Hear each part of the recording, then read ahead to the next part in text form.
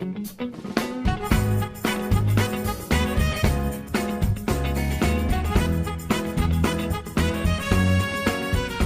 pemirsa, Assalamualaikum warahmatullahi wabarakatuh.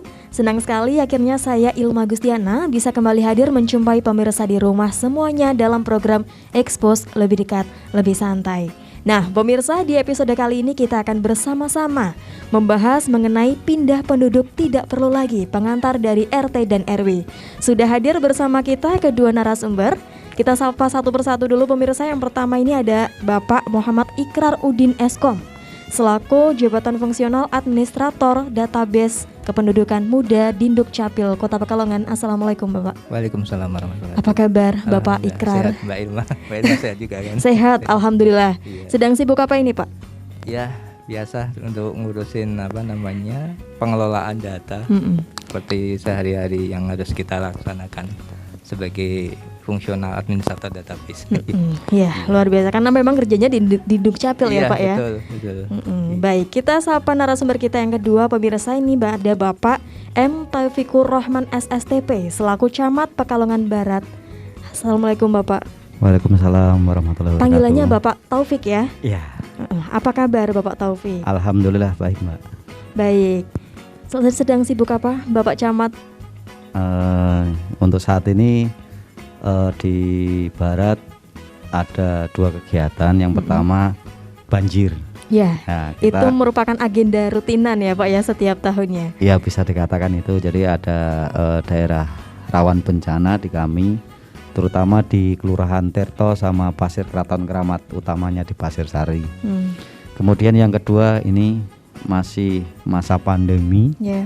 Di sini grafiknya naik lagi Mbak. Jadi lewat ini juga mohon pada masyarakat untuk tetap prokes, untuk tetap dilaksanakan, karena kalau tidak bersama-sama kita menaati prokes, nanti takutnya semakin naik lagi. Nah itu dia, perlu diimbau juga untuk pemirsa di rumah semuanya agar kita harus bersinergi bersama untuk melawan pandemi ya Pak ya. Karena pandemi kalau tidak bersama-sama memang nggak akan bisa. Sangat sulit ya. Sangat sulit sekali. Dan kembali ke tema kita, bahwa kita akan bersama-sama membahas mengenai pindah penduduk tidak perlu lagi pengantar RT dan RW. Ini mengacu pada Peraturan Presiden nomor 96 tahun 2018 dan Peraturan Menteri Dalam Negeri nomor 108 tahun 2019 bahwa keterangan RT RW hingga desa kelurahan sudah dihapuskan. Seperti apa sih penjelasan secara lengkapnya Bapak Ikrar? Baik Mbak Ilma, mungkin ini saya sampaikan sebenarnya sudah lama juga ya peraturan presiden ini dikeluarkan, dan kami pun sudah banyak upaya untuk memberikan sosialisasi kepada masyarakat, entah lewat media sosial, kemudian tatap muka langsung dengan RT, RW, kemudian dengan kelurahan dan juga kecamatan. Namun perlu kami sampaikan bahwa kenapa pengantar ini tidak diperlukan lagi, itu karena semata-mata bahwa database kependudukan yang berada di Dinas Kependudukan Catatan Sipil ini sudah valid. Kita sampaikan valid. Sehingga verifikasi data yang dilakukan oleh RT, kemudian kelurahan dan kecamatan sebenarnya tidak perlu lagi. Nah, terkait dengan masalah pengantar ini sebetulnya tidak hanya untuk pindah datang. Jadi seluruh urusan administrasi kependudukan itu tidak lagi diperlukan pengantar, baik itu pengantar RT, kemudian RW, kelurahan, kecamatan, itu tidak diperlukan lagi. Jadi sekarang ngurus apa-apa untuk administrasi kependudukan bisa langsung datang di tempat layanan administrasi kependudukan. Misal contohnya mengurus KTP ya. KTP hilang dulu harus dengan pengantar dari RT, kemudian harus ke kelurahan, harus ke kecamatan, baru ke Dukcapil, dan selain itu juga harus mendapatkan surat keterangan kehilangan dari polisian. Nah sekarang tidak perlu.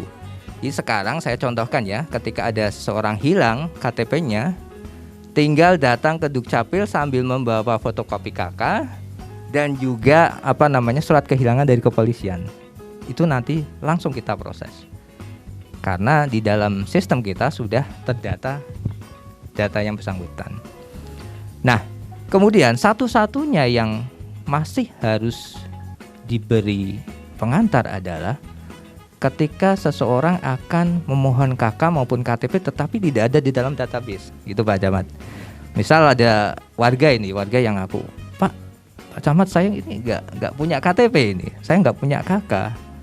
Terus bagaimana ini saya biar mendapatkan KTP KK? Nah, kalau yang bersangkutan itu sudah ada di dalam data, tidak perlu lagi pengantar. Tetapi kalau tidak ada, ini yang mesti kita klarifikasi. Kita akan cek betul, tentunya melalui pertolongan dari Pak RT, karena Pak RT yang tahu ya, Pak RT yang tahu warga tersebut.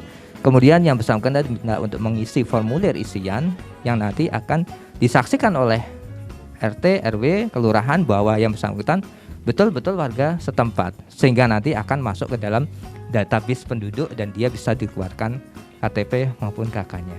Jadi kalau Perpres yang baru ini, Perpres 96 tahun 2018, tidak lagi disyaratkan itu semua. Beda dengan Perpres yang lama tahun 2008 ya, nomor 25 tahun 2008. Jadi dalam jangka waktu 10 tahun ini, pemerintah dalam hal ini Ditjen Kependudukan Pencatatan Sipil sudah betul-betul menyimpan database seluruh penduduk secara baik dan secara valid, sehingga tidak perlu lagi diperlukan pengantar-pengantar itu. Jadi semua penduduk datanya sudah ada, tinggal ambil, cetak, dan selesai. Begitu Mbak, jadi keterangannya seperti itu. Baik, dan secara tidak langsung penghapusan syarat yang dari semulanya ini berbelit-belit, ini panjang sekali prosesnya, akhirnya bisa langsung ke Dinduk Capil dengan membawa KK saja tanpa pengantar RT RW, itu tentunya memudahkan masyarakatnya sendiri ya Pak ya? Karena memang Dirjen Dukcapil sudah menyampaikan salah satu yang diinginkan kita di jajaran Dukcapil adalah memberikan pelayanan yang membahagiakan masyarakat. Itu seperti itu. Jadi tentunya kalau kita sudah jelas sistemnya, kemudian warganya juga sudah jelas di dalam database, pasti verifikasi data itu jauh lebih mudah karena sudah ada semua. Lebih mudah dan tentunya lebih cepat. Iya, lebih cepat. Luar biasa. Nah, kalau dari Pak Camat nih Pak, bagaimana Pak Camat menanggapi hal ini? Yang pasti gini Mbak, semakin kita itu sekarang intinya peningkatan pelayanan. Ketika pelayanan itu kadang dikeluhkan masyarakat itu yang harus melewati meja banyak. Nah, dengan adanya tadi tidak perlu pengantar dan sebagainya, insya Allah ini akan mempercepat layanan kita kepada masyarakat, sehingga pemerintah dalam hal ini khususnya dokumen Dukcapil ya, pendudukan catatan sipil itu nanti lebih cepat ketika masyarakat butuh apakah hilang atau apa. Terus kemudian tadi cuma yang catatannya adalah memang kalau belum tercatat memang harus lewat RT. Itu kan kenapa? Memang filter kita adalah rekan-rekan dari rukun tetangga Pak Ketua RT itu, sehingga nantinya harapannya dengan seperti ini nanti masyarakat lebih paham, sehingga nanti respon masyarakat terhadap layanan kita itu lebih baik lagi. Intinya kan kalau kami di kecamatan itu ada tempat pelayanan KTP itu sebenarnya cabang dari Capil, sehingga nanti misalnya masyarakat mau datang, kalau mau ke Capil kejauhan ke kecamatan bisa, tapi itu yang melaksanakan juga sebenarnya rekan-rekan dari Dukcapil sendiri seperti itu. Oke, berarti kalau tidak sempat ke Dukcapil bisa ke kecamatan, begitu ya Pak Taufik? Iya, itu seperti itu.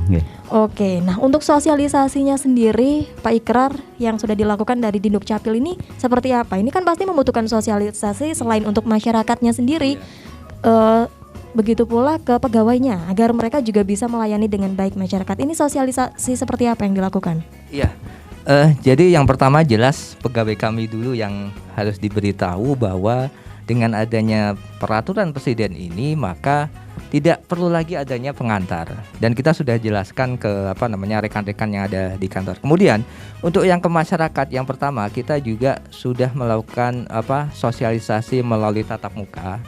Jadi setiap tahun itu kita ada program untuk sosialisasi tatap muka dengan mengundang seluruh kelurahan, kemudian kecamatan, dan juga Pak RT. Namun karena anggaran yang terbatas tidak semua RT kita undang. Tetapi harapannya dari tahun ke tahun RT yang diundang itu harus berbeda-beda. Jangan yang kemarin-kemarin sudah diundang lagi. Dan kemudian juga lewat sekarang kita punya media sosial yang cukup lengkap ya. Kita punya Facebook, kita punya Twitter, kita punya Instagram, YouTube juga. Kita sering sharing apa yang sudah disampaikan oleh Pak Dirjen. Jadi Pak Dirjen Dukcapil itu sering main TikTok juga itu, dan itu mungkin sudah banyak ya masyarakat melihat bahwa Pak Dirjen menyampaikan bahwa pengurusan apapun untuk administrasi kependudukan tidak lagi diperlukan surat pengantar baik dari RT, kelurahan maupun kecamatan. Ini menyambung tadi yang disampaikan oleh Pak Camat. Jadi memang Dukcapil ini menyediakan layanannya ada di kecamatan, di samping ada di catatan sipil. Jadi 4 kecamatan ini semua petugas dari catatan sipil sudah ditempatkan di situ. Dan kita terima kasih sama Pak Camat, ini kita sudah diberi tempat untuk memberikan layanan kepada masyarakat. Jadi itu sebetulnya dapat dikatakan cabangnya ya Pak Camat ya, cabangnya catatan sipil. Iya, kantor catatan sipil. Jadi tidak perlu lagi masyarakat untuk KTP dan KK di catatan sipil semua, karena kalau ini nanti terkonsentrasi di catatan sipil jadi malah ramai ya kantornya, jadi penuh. Jadi harapannya bagi Bapak Ibu pemirsa Batik TV ini bisa ngurus KK dan KTP di masing-masing kecamatan, karena di situ bisa langsung dilakukan perekaman data, kemudian penggantian KTP yang hilang, rusak dan sebagainya bisa dilakukan di kecamatan. Seperti itu. Luar biasa, sudah dimudahkan lagi ya, lebih dekat dengan masyarakat. Ini ditempatkan juga ada di kecamatan itu sendiri. Tapi sebagai pihak yang cukup dekat dengan masyarakat nih, Pak Taufik, bagaimana respon dari masyarakat mengenai hal ini? Apakah masyarakat sudah benar-benar mengerti ada informasi tentang perubahan ini atau belum? Apakah sosialisasi yang diberikan dari Dukcapil ini benar-benar sudah sampai kepada masyarakat? Ya Mbak, untuk sosialisasi memang biasanya kalau aturan baru itu memang kita butuh waktu. Yang pasti sosialisasi kita juga membantu lewat kami lewat di medsos kami. Kemarin juga dengan koordinasi dengan Capil juga kami sebarkan informasi ini. Kemudian di satu sisi juga kami ada kegiatan di kelurahan, biasanya ngumpul ke ketua RT RW, karena setiap 3 bulan sekali nggih, itu kan ada namanya bantuan untuk RT RW itu kan. Kita juga sampaikan pada Bapak Ibu Lurah untuk menyampaikan itu juga. Nah nanti memang ada kita akui memang ada masyarakat yang kadang belum tahu seperti itu. Memang ini PR kita bersama. Jadi mungkin dengan adanya siaran ini semoga nanti semua masyarakat Kota Pekalongan, khususnya wilayah kami Barat, nanti tidak bingung lagi, karena kemarin kami buat flyer, buat untuk kita tayangkan di medsos juga lewat WA group. Sekarang kan untuk di wilayah itu masing-masing kelurahan punya WA group yang melibatkan ketua RT, ketua RW dan tokoh masyarakat di situ. Oke, berarti sudah banyak sekali upaya yang dilakukan untuk mensosialisasikannya kepada masyarakat, seperti itu ya Pak Taufik. Baik, setelah ini kita akan membahas kira-kira bagaimana sih mengurus perpindahan domisili dengan perubahan yang baru ini. Jangan kemana-mana pemirsa, tetap di Expose lebih dekat, lebih santai.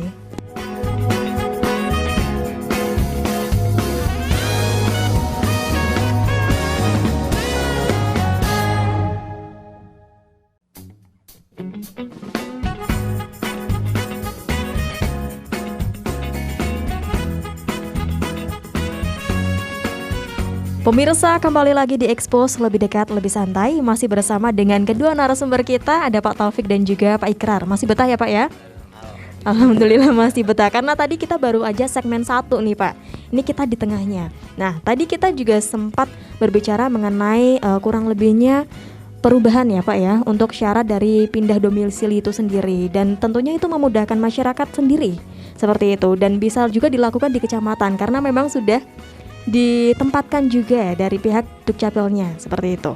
Nah, kita kali ini akan membahas mengenai bagaimana sih alur untuk mengurus dokumen pindah domisili. Pak Ikrar, silakan.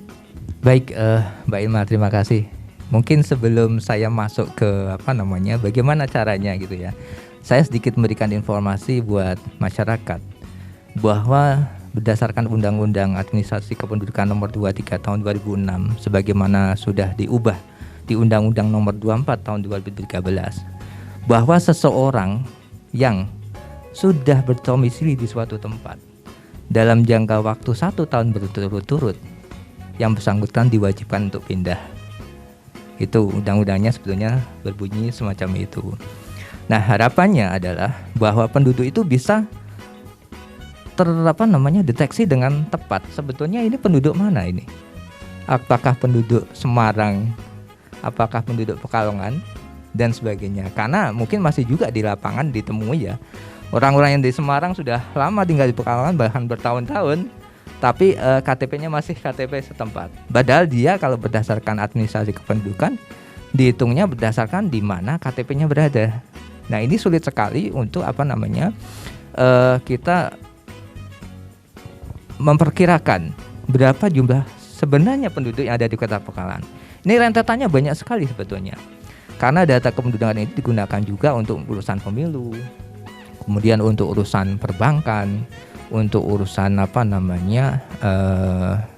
jaminan sosial dan sebagainya, yang nantinya akan melihat dari data penduduk tersebut. Makanya ini di sini kami menghimbau bahwa ketika seorang sudah berada di suatu tempat, harapannya adalah segeralah untuk mengurus surat pindah. Karena juga sekarang surat pindah juga mudah. Kemudian yang selanjutnya adalah surat pindah tersebut sebetulnya ada beberapa klasifikasi ya. Ada klasifikasi pindah dalam satu kelurahan. Misalnya dari RT 1 ke RT 2 di Kelurahan Panjangwetan misalnya. Itu berarti dalam satu kelurahan. Kemudian yang kedua adalah klasifikasi antar kelurahan dalam satu kecamatan. Misalnya kalau tempatnya Pak Camat ini dari Kelurahan Podosugih ini ke Kelurahan Pringrejo misalnya. Kemudian yang ketiga adalah pindah antar kecamatan. Dari Kecamatan Barat ke Kecamatan Timur. Dari Kecamatan Timur ke Kecamatan Utara. Kemudian yang keempat adalah pindah antar kabupaten kota. Misalnya yang banyak itu yang sering ramai dari kabupaten Pak ya, dari Kabupaten Pekalongan ke Kota Pekalongan. Banyak itu tasfiknya. Kemudian pindah antar provinsi. Nah, khusus untuk yang pindah klasifikasi 1, 2, 3, pindah dalam satu kelurahan, pindah antar kelurahan dalam satu kecamatan, dan pindah antar kecamatan, sebetulnya tidak diperlukan yang namanya surat keterangan pindah. Jadi bagi Bapak Ibu warga Kota Pekalongan yang akan berpindah dari klasifikasi yang tadi 3 itu sebetulnya bisa langsung, misalnya begini, pindah dari barat ke timur, bisa langsung datang ke timur sambil membawa kakaknya, sambil mengisi di situ mau pindahnya kemana. Nah, di situ nanti akan bisa diberikan KTP kakaknya langsung. Nah, khusus untuk yang klasifikasi tadi 4 dan 5 yaitu pindah antar kabupaten, misalnya dari Kabupaten Pekalongan ke Kota Pekalongan atau dari Batang ke Semarang, itu kan dalam beda kota kabupaten ya, antar kabupaten itu harus dikeluarkan yang namanya surat keterangan pindah, dan itu dikeluarkan oleh Dinas Kependudukan dan Pencatatan Sipil. Nah, surat keterangan pindah ini nanti akan dibawa warga ke tempat tujuannya. Misalnya itu tadi pindah dari Kabupaten Pekalongan ke Kota Pekalongan. Kemudian pindah antar provinsi juga diperlukan itu surat keterangan pindah. Nah, mekanismenya bagaimana? Kalau di Kota Pekalongan sendiri sebetulnya bisa datang langsung atau misalnya bisa juga dengan online. Jadi kita pun sudah menyediakan fasilitas link TR ya, link TR untuk link online, sehingga yang bersangkutan bisa memohon dari manapun. Nah, syaratnya cukup KK saja sebetulnya. KK dan formulir isian. Jadi kalau syarat yang melekat itu KK saja sebetulnya. KTP itu tidak perlu. Jadi KTP itu nanti dibawa yang bersangkutan ke daerah tujuan dan nanti akan dicabut di daerah tujuan. Karena apa? Dalam perjalanan seringkali orang membutuhkan identitas. Kalau sekarang dicabut di sini, dia akan kesulitan juga. Nah, jadi nanti setelah tadi ya, mekanismenya adalah yang bersangkutan memohon dengan mengisi formulir yang sudah disediakan sambil membawa kakaknya. Kemudian nanti akan diverifikasi oleh petugas, diinputkan dan kemudian akan dibubuhkan tanda tangan elektronik. Ini sekaligus saya sampaikan mengenai tanda tangan elektronik. Jadi dengan tanda tangan elektronik ini sebetulnya masyarakat bisa mencetak sendiri dokumen kependudukannya. Oh, bisa? Bisa. Jadi nanti pada saat yang bersangkutan itu ngisi formulir itu disediakan isian untuk email. Nah, pada saat dokumen pindah ini sudah ditandatangani oleh kepala dinas, itu yang bersangkutan akan diberi notifikasi lewat email dan bisa dicetak sendiri. Nah, makanya di dalam Permendagri yang baru ini dokumen kependudukan itu tidak dicetak dengan kertas khusus sebetulnya. Bisa dicetak atau sekarang itu dicetak dengan kertas A4 80 gram. Mereknya bebas. Yang penting warnanya putih, 80 gram A4. Jadi kalau sudah dapat informasi mengenai file PDF yang tadi sudah dikirimkan, masyarakat bisa nyetak sendiri, tidak usah datang ngambil dokumen ke Dukcapil. Langsung sudah bisa nyetak, langsung dia bisa pergi ke daerah yang dituju. Itu seperti itu. Jadi mekanismenya sangat mudah sekali. Di samping persyaratannya hanya cukup KK. Itu juga dokumen nanti bisa terkirim secara otomatis ke dalam email yang bersangkutan. Begitu. Oke, itu untuk cetaknya kan bisa dilakukan secara online. Tapi untuk mengurusnya apakah bisa dilakukan secara online juga, Pak? Bisa. Jadi di Pekalongan sudah disediakan fasilitas online. Kita sebetulnya dulu pernah kita melakukan online dengan aplikasi yang sudah diberikan oleh pemerintah provinsi. Tapi karena adanya perubahan kebijakan, aplikasi tersebut sekarang tidak bisa berjalan lagi dan kita ada gantinya, yaitu dengan menggunakan link TR. Jadi tetap nanti masyarakat bisa melakukan online lewat link TR tersebut. Iya. Oke, luar biasa sekali. Sangat dimudahkan masyarakat di zaman digitalisasi seperti ini ya Pak ya. Dan tentunya dari pemerintah juga terus berupaya untuk mengikuti zaman. Nah, dengan itu memberikan pelayanan melalui online juga. Seperti itu. Berarti untuk klasifikasinya tadi di saat perpindahan antar RT, antar kelurahan, kecamatan, dan juga yang penting di dalam kabupaten itu tidak memerlukan SKP. Tidak perlu. Jadi langsung secara otomatis begitu didaftarkan di masing-masing kecamatan yang dituju, itu langsung sudah dikeluarkan baik KTP maupun KK yang sesuai dengan yang dia tuju. Itu khusus SKP ini hanya khusus untuk yang antar kabupaten kota dan antar provinsi. Itu seperti itu. Berarti untuk yang antar kabupaten kota dan antar provinsi masih harus menggunakan SKP. Seperti itu ya Pak ya. Nah, itu. Pak Taufik, ini kaitannya dengan perubahan ini ya, penghapusan persyaratan dari pengantar RT RW ini. Lalu bagaimana peran dari kecamatan dalam proses pindah domisili dari masyarakatnya Pak? Yang pasti tadi intinya kita fokus di sosialisasinya Mbak. Tapi kadang kan masyarakat tadi sebenarnya kalau untuk kaum milenial itu mungkin bisa mengikuti apa yang disampaikan rekan Capil tadi. Tapi kan ada juga yang istilahnya yang kolonial atau ini istilahnya orang-orang yang ora ketemu rak marem. Nah, ini kan tetap istilahnya di kecamatan membantu yang teman-teman yang ditugaskan di kecamatan tadi, kita membantu pelayanan saja. Intinya tadi ada ruangan dan lain sebagainya, kemudian ketika datang kita terima, kemudian kita arahkan.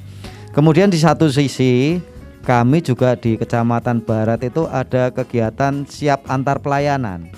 yang kita singkat dengan SIAAP. Ini itu tadi apapun pelayanan yang ada di Kecamatan Barat kita tawarkan pada masyarakat yang mengurus itu, entah itu baik dokumen yang lain ataupun dokumen kependudukan yang seperti disampaikan Mas Ikrar tadi.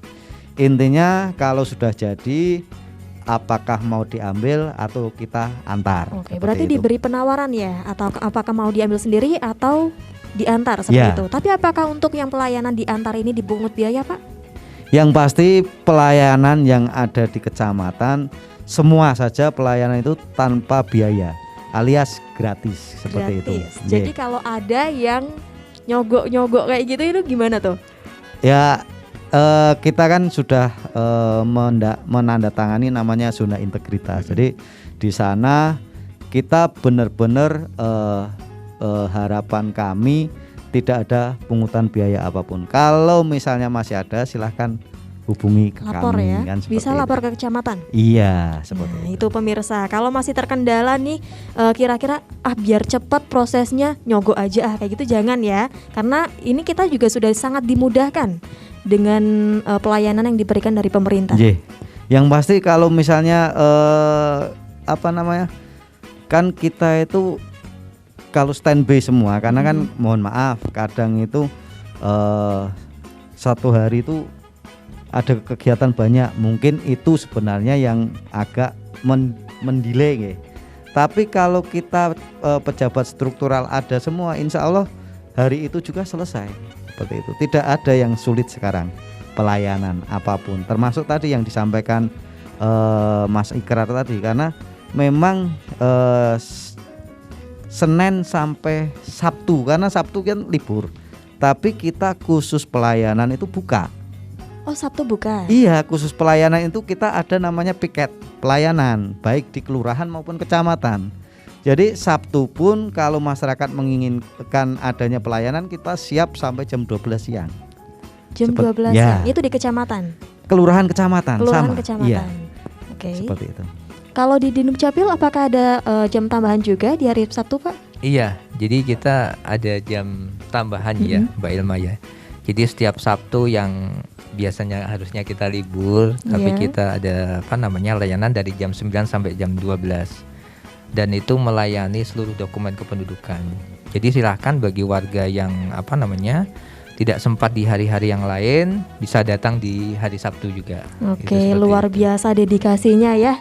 Bahkan di hari libur pun tetap membuka pelayanan untuk masyarakat. Ini demi masyarakat nih, semuanya diberikan untuk yang terbaik seperti itu.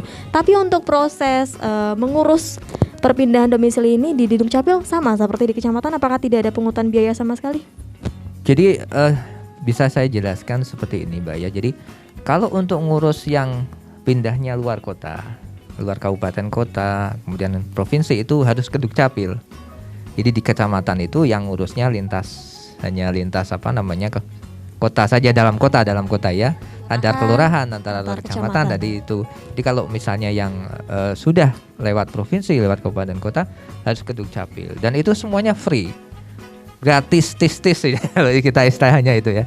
Jadi kami sampaikan juga tidak hanya untuk surat pindah. Jadi semua dokumen kependudukan itu tidak dipungut biaya sama sekali, sepeser pun tidak. Jadi kalau misalnya ada yang menyampaikan bayar di sana, enggak. Mungkin yang bayar ini kayaknya biasanya melalui pengantar mungkin ya. Calo. Mungkin karena malas ribetnya, berbelit-belit, akhirnya ya udah pakai calo aja biar cepet gitu ya. Iya, padahal kalau tahu prosedur yang sebenarnya sangat mudah dan itu sangat membahagiakan sekali sebetulnya. Baik. Gitu, dan ini juga merupakan antisipasi dari pemerintah ya, dengan dipercepatnya proses untuk ini merupakan antisipasi agar terhindarnya juga pungli dan juga calo seperti itu. Baik pemirsa, kita akan melanjutkan obrolan kita setelah jeda berikut. Tetap di Expose Lebih Dekat Lebih Santai.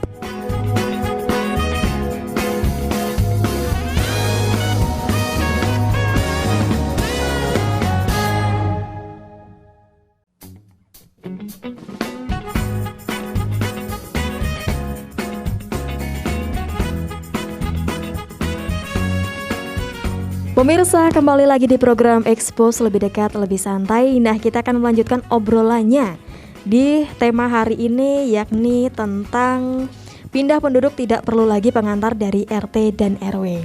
Pak Ikrar, saya ingin tanya nih, kalau tidak perlu lagi pengantar dari RT dan RW, otomatis RT RW tidak tahu kalau ada warganya yang masuk maupun pindah seperti itu ya. Nah, ini sistem apa yang dilakukan di Dukcapil untuk menyampaikan kepada lurah kemudian diteruskan kepada RT RW dengan adanya data penduduk baru, baik pindah maupun masuk, Pak?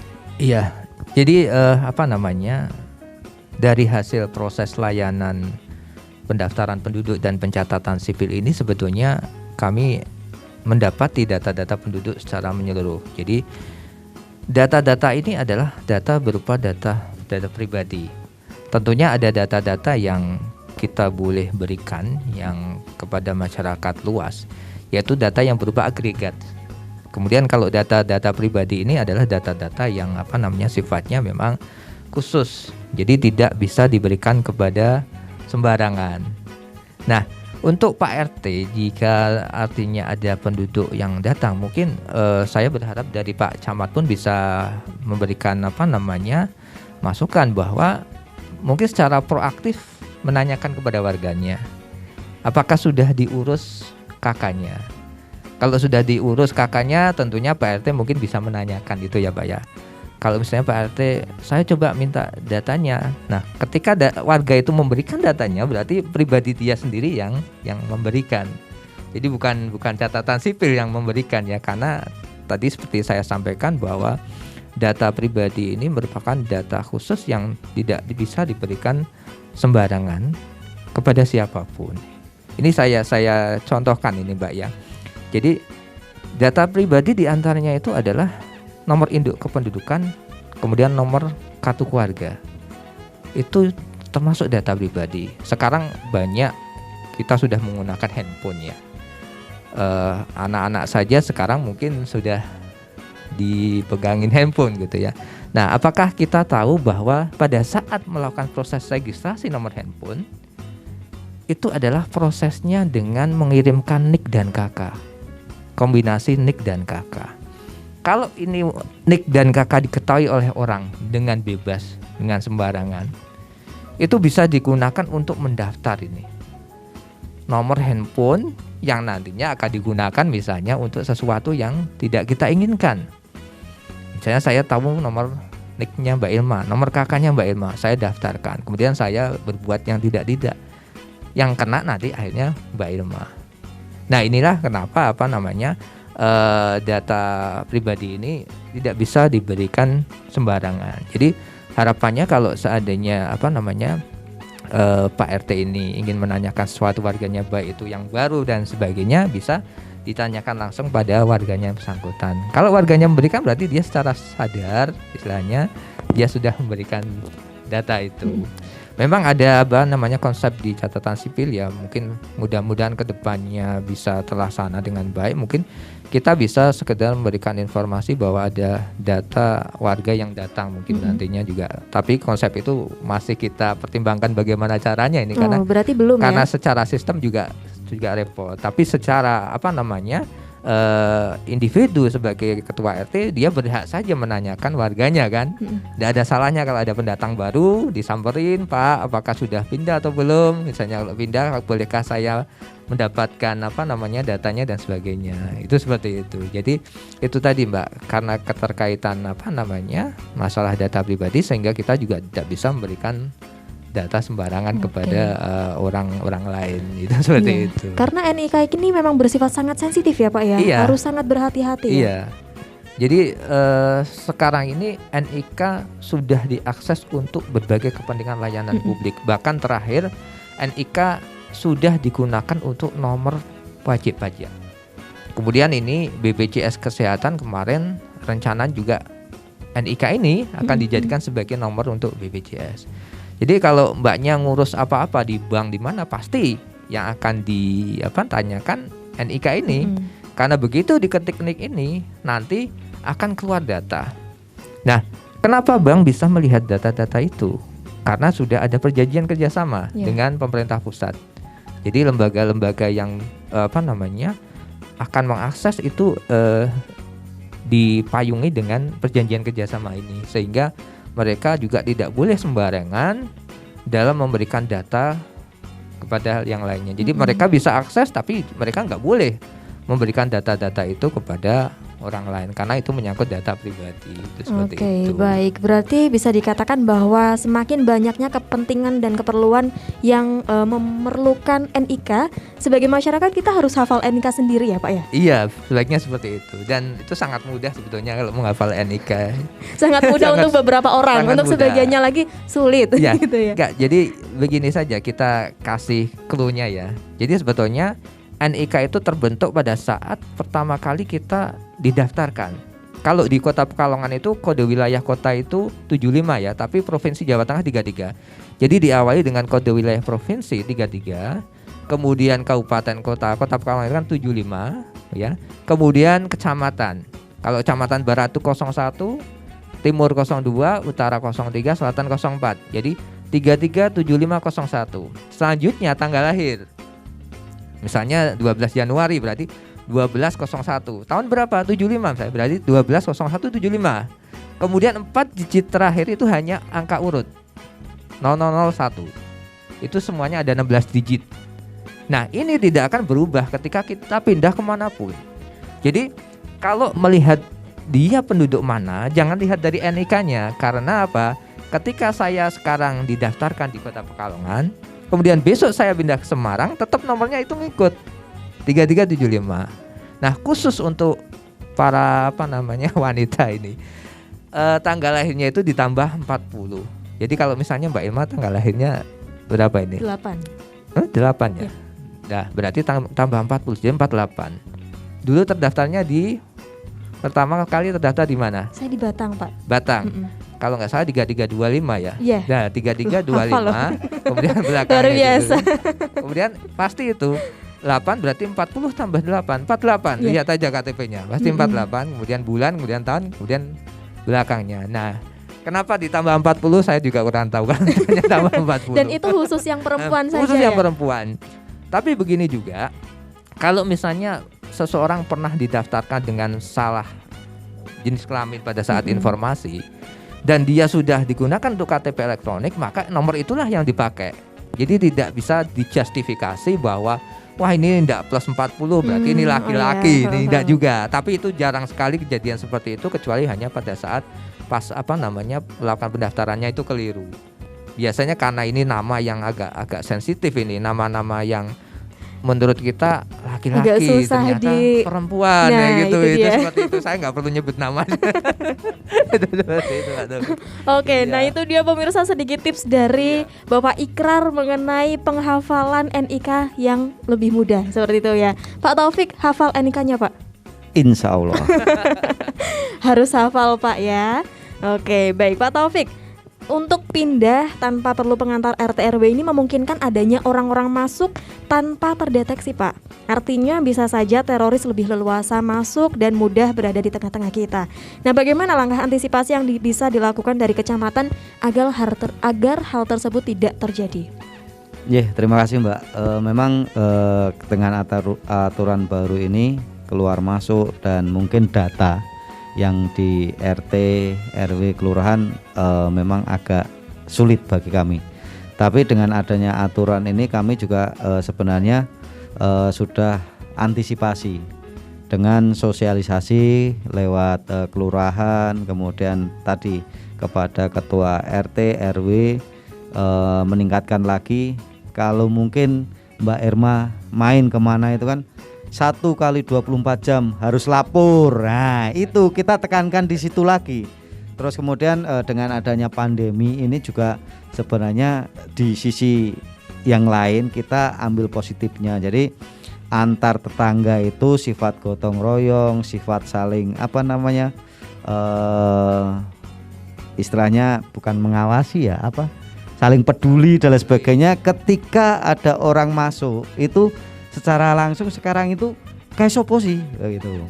Jadi dengan momentum itu, dengan tidak cuma kegiatan kami sih, misalnya ada kegiatan dari teman-teman rekan-rekan Kesbang atau OPD yang lain terkait dengan sosialisasi hal-hal ini kita juga sampaikan, karena memang kita mau tidak mau harus waspada.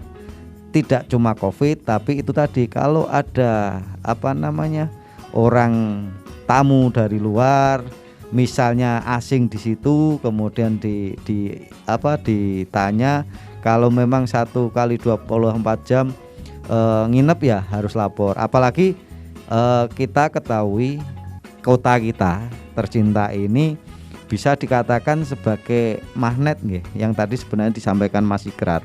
Antara penduduk siang dan malam itu beda, kan seperti itu. Oh, iya. Iya kan?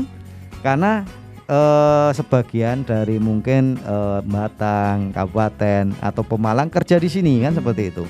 Itu satu. Kedua, juga kita ada beberapa yang khusus barat seperti ada Unikal dan sebagainya, otomatis ada yang indekos. Mungkin juga tadi orang luar kota kerja di kita kos lah.